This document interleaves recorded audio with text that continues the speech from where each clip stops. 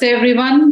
आज फिर हम हाजिर हैं आपके लिए एक नए एपिसोड के साथ। बहुत इंटरेस्टिंग चर्चा चल रही है डॉक्टर महेश परीख के साथ और बहुत कुछ सीखने को भी मिल रहा है और ऐसी चीजें जो कि हमारे जीवन को और खूबसूरत और सहज और ज्यादा खुशहाल बना सकती हैं, हेल्दी बना सकती हैं, उनके बारे में हम बहुत कुछ सीख रहे हैं। तो पिछले एपिसोड में हमने बात की थी कि अनरियलिस्टिक बिलीफ सिस्टम जो है वो हमारे सोर्स बन जाते हैं या इनलेट हो जाते हैं। तो आइए इस बार समझते हैं और डिटेल में जानते हैं कि ये इनलेट क्या है, ये सोर्स क्या है। जी डॉक्टर परीख। जैसे मैंने पिछले एपिसोड में कहा था कि आम तौर से हम अपने परेशानी का कारण बाहर ही ढूंढते हैं और उसको सुधारने की कोशिश करते हैं जो हमारे बस में ही नहीं। तो वाकई ही बाहर कुछ गड़बड़ है कि हमारे भीतर गड़बड़ है, उसका पता कैसे चले। तो उसके लिए उदाहरण दूंगा कि समझो मैंने एक पत्थर कांच पे फेंका, तो क्या होगा? कांच टूट जाएगा। अब वो क्यों टूटा, किसके वजह से टूटा? तो हम कहेंगे पत्थर फेंका तो टूट गया जी। लेकिन वही पत्थर अगर मैं दीवार पे फेंकूं तो क्या वो दीवार टूटेगी? नहीं। पत्थर वही है। जी। तो दीवार क्यों नहीं टूटती है? क्योंकि वो मजबूत है, स्ट्रांग है। जबकि कांच वो नाजुक है, कमजोर है, ब्रिटल है, वीक है। तो कांच के फूटने की सही वजह पत्थर नहीं था, उसकी अपनी खुद की कमजोरी थी, जिसको हम नजरअंदाज करते हैं और पत्थर को दोषी मानते हैं।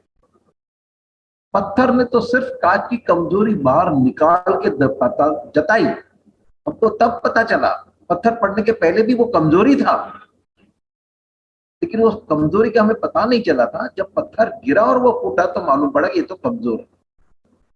इसी तरह हमारे जीवन में जो स्ट्रेस आते हैं वो पत्थर है। अगर हम कांच की तरह नाजुक है तो हम टूटेंगे, और अगर हम ये टूटना नहीं चाहते, डिस्टर्ब होना नहीं चाहते हैं, तो हमको अपनी इस कमजोरी को ढूंढ निकालना है और दीवार की तरह मजबूत बन जाना है। तो क्या होगा कि कितने भी जीवन में स्ट्रेस आएंगे, हम टूटेंगे नहीं, डिस्ट्रेस नहीं होंगे। और जब डिस्ट्रेस नहीं होंगे तो कार्यक्षमता कम नहीं होगी, दूसरों के साथ झगड़े नहीं होंगे और मानसिक और शारीरिक बीमारियां नहीं आएंगी। तो हमारी भलाई के लिए भी हमें मजबूत बनना है, तो हम इस सब इफेक्ट्स को टाल सकते हैं। पर सर ये पता कैसे चले हम कांच हैं या हम दीवार हैं? अगर आप अपसेट हो गए तो आप कांच हैं, आप अपसेट नहीं हुए तो इसका मतलब ये आप दीवार है। माइंड चार बाकी ऐसी कंडीशंस है जो इसको मिमिक करती है, उसके बाद में उसकी चर्चा हम बाद में करेंगे। लेकिन the reverse is not true. अगर आप टूटे तो आप कांच है। हम्म। तो टूटे का मतलब ये कि डिस्टर्ब हुए या फिर किसी बात से बुरा मान गए या फिर वही जो इमोशनल डिस्टरबेंस आई, गुस्सा आया, जेलसी आई, फियर आया, एंजाइटी हुई, तो इनको हम टूटना कहेंगे। करेक्ट। लेकिन क्या है, ये इतना आम है, इतना कॉमन है कि हम उसको नॉर्मल समझ बैठे और फिर जब ऐसा होता है तो हम उसको जस्टिफाई करते हैं। हाँ, कि उसने ऐसा कहा तो मुझे तो गुस्सा आना ही था। हाँ, मुझे तो हर्ट होना ही था। हाँ, मेरी इंसल्ट हो गई तो मुझे तो हर्ट होना ही था। तो हम इसको डिफेंड भी करने लगते हैं। डिफेंड करने। हाँ। और होता क्या है, अगर कोई अपसेट नहीं होता है तो हम उसको विचित्र मानते हैं। हाँ, ये बात तो है। इसमें तो कुछ असर ही नहीं होता है। ये हम ऐसा भी सोचते हैं ना कि इनको तो कोई फर्क ही नहीं पड़ता है।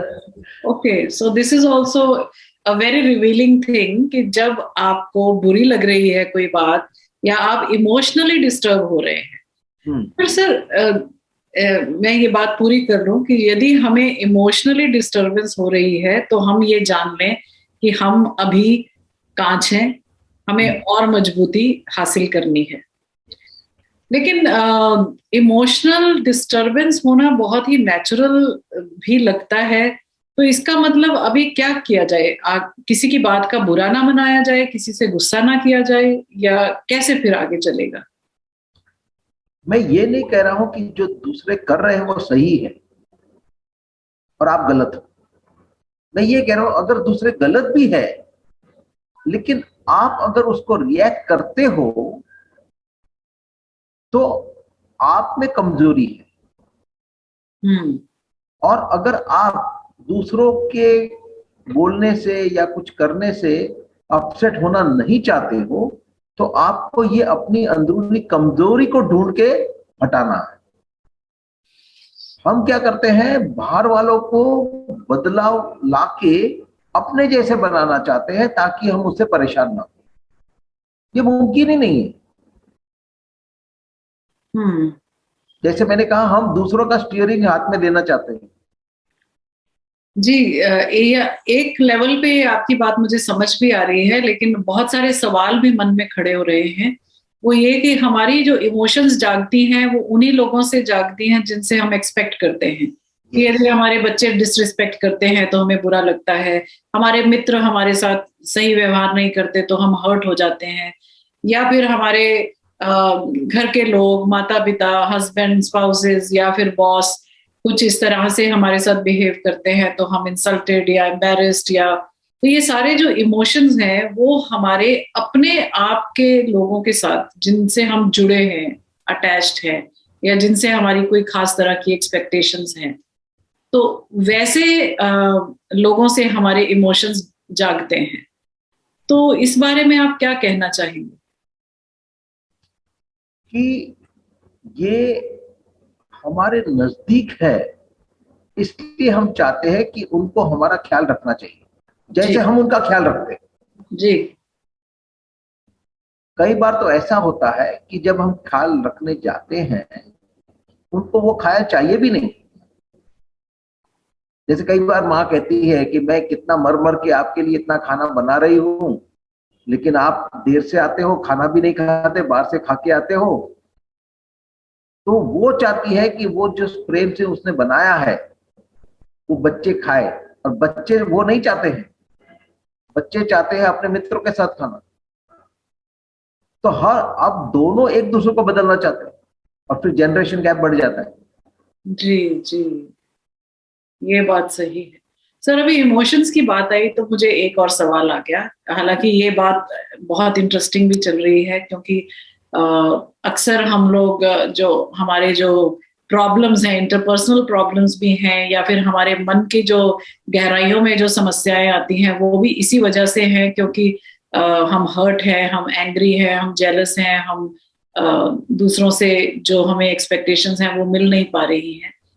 सर, जैसे हमने अभी बात की कि हम हमारे जो सोर्स ऑफ डिस्ट्रेस है वो अनरियलिस्टिक बिलीफ सिस्टम है, तो ये अनरियलिस्टिक क्यों है और क्या रियलिस्टिक बिलीफ सिस्टम होने चाहिए? अनरियलिस्टिक मानी जो हकीकत जैसी है वैसी हम स्वीकार नहीं करते। हकीकत को बदल के हम जिसको सही मान रहे हैं उसमें फिट करना चाहते हैं। तो सबकी सोच भिन्न भिन्न है। और क्यों भिन्न है? क्योंकि सबके स्वभाव अलग अलग है। तो सबको अपने नजरिए से अपनी सोच सही ही लगती है। जैसे किसी ने कहा है कि you cannot be happy when married unless you are divorced. Divorce from your own self. उसका कहना क्या मतलब क्या है कि ये एक व्यक्ति है और ये दूसरी व्यक्ति है। दोनों व्यक्ति का स्वभाव एक सरी का होता तो प्रॉब्लम नहीं होता, लेकिन ऐसा होता नहीं। अब पहली व्यक्ति ने अपने स्वभाव के आधार पे अपना नजरिया बना लिया, इसी तरह दूसरी व्यक्ति ने अपने स्वभाव के आधार पे अपना नजरिया बनाया। इस नजरिए से ये सही है, ये गलत है, इस नजरिए से ये सही है, ये गलत है। तो अब क्या होता है, दोनों एक दूसरे को बदलना चाहते हैं, अपने जैसा कॉन्फ्लिक्ट। बनाना चाहते हैं, और यहां झगड़े होते हैं। करना क्या है? ये डाइवोर्स की बात नहीं है। ये कहता है divorce yourself from yourself, divorce yourself from yourself.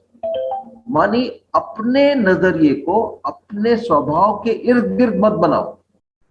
ये highly subjective personal view point है, इसको ऑब्जेक्टिव और रियलिस्टिक बनाओ। सही।